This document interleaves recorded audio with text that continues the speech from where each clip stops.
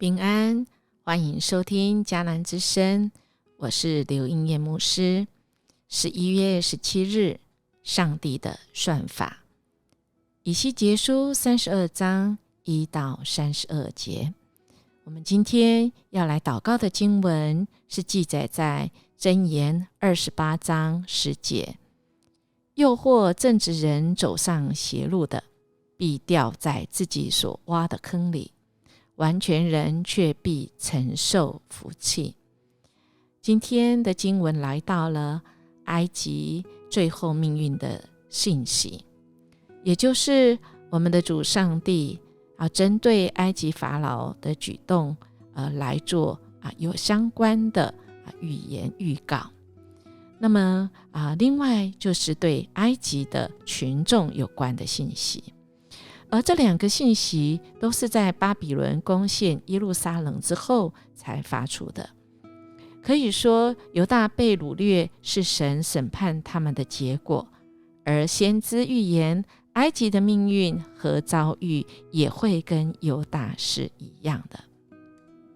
我们可以看到埃及的法老原来他是有一个如意的算盘他是想借着犹大国结盟立约，从而使得犹大成为埃及跟巴比伦中间的一个缓冲，让自己呢不用直接跟巴比伦来对垒，同时他也可以透过结盟而占有犹大的资源，使自己可以得利。但是埃及的这个举动呢，却换来了神的惩罚跟审判。神要使江河这个浑浊，并且用多国的人民将他的网撒在法老的身上，届时整个埃及国的人也要被掳分散，埃及全地都要面临日月无光的黑暗期。当这些列国看到埃及的结局之后，也会变得很惶恐不安第10节说，为自己的性命时刻战兢因为呢，他们不知道巴比伦这个勇士的刀何时会临到他们身上。然而先知有指出，当埃及遭受耶和华审判之后，就会恢复原来的样貌，也就是埃及的河澄清，而江河像有缓流一样。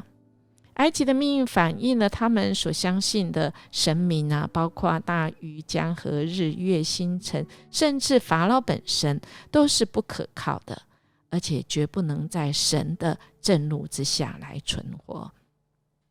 当然在埃及的下场显示了人不论怎么努力，怎样运用自己的智慧，也不能脱离神的计划。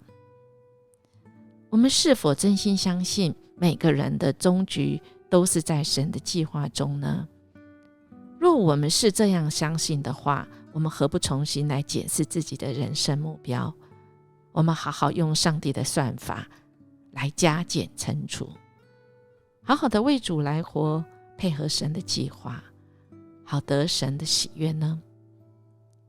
我们知道这两首都是神所写的这个哀歌也就是神为埃及的败亡而伤痛，神也为埃及的群众下到阴间而忧伤。神为埃及的败亡而伤痛，他也为群众这些所遭遇的都来哀伤，表示哀伤。也就是说，我们这一位神他是爱，不论是谁死亡，神没有不伤痛的。无论是那些在地上曾经叫人惊恐的人，或是骄傲的人，或者是满身罪孽的人，其实神也会为他们来伤痛的。这是主耶和华说的。也就是耶和华的心肠呢，其实是因为他是爱跟公义，他是全能，他是恩慈。今天的经文也讲到以西结的心肠也是他真的是为这些所将遭遇的事情表达了哀痛，而将这些话传出去，用这些话来为埃及来哀哭。面对这个下场，我们人还有什么可夸的呢？我们一生其实最终的记号是什么呢？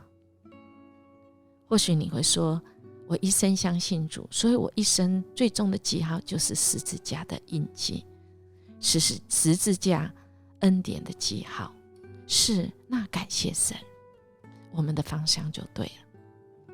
但亲爱的大家，我们今天的决定，我们的生命，我们有用神的算法来做决定，来活出每一天每个时刻吗？因为这个关乎着人要用什么来纪念我们。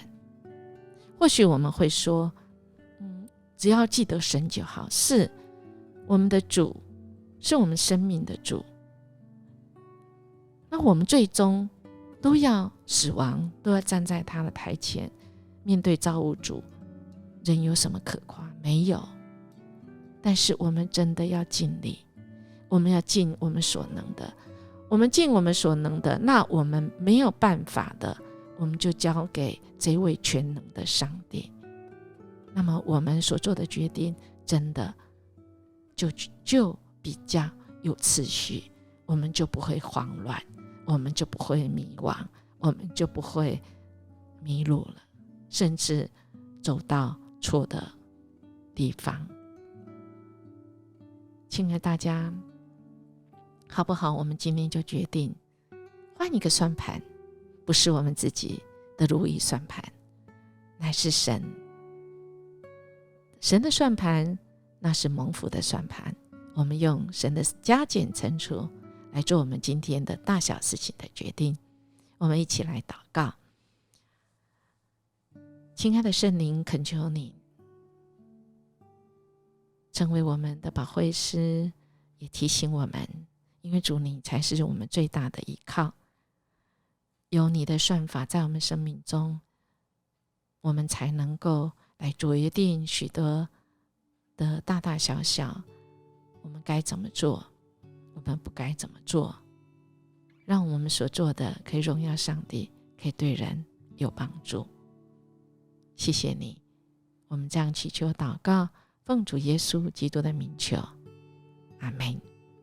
音乐牧师祝福您，愿我们今天活出上帝荣耀的算法，使我们见证他就是爱。我们明天见。